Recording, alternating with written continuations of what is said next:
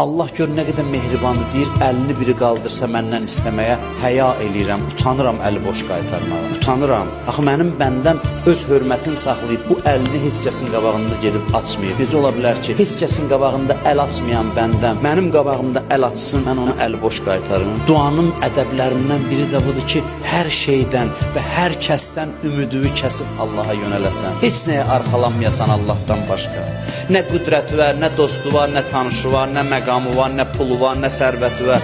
Hər şeydən ümidsiz olasan. Həzrəti Yusifi quyuya atanda qardaşları Həzrəti Yusifin dodağında təbəssüm görürlər. Görürlər Yusif gülür. Deyirlər, Yusif niyə gülürsən, biz səni quyuya atırıq. Bir zaman sizə baxırdım, deyirdim ki, mənim bu qədər neçə dənə qardaşım var. Bu qədər qardaşım ola kim mənə ziyan toxundura bilər. Allahın işinə bax ki, indi sizin əlinizlə quyunun dibinə düşürəm.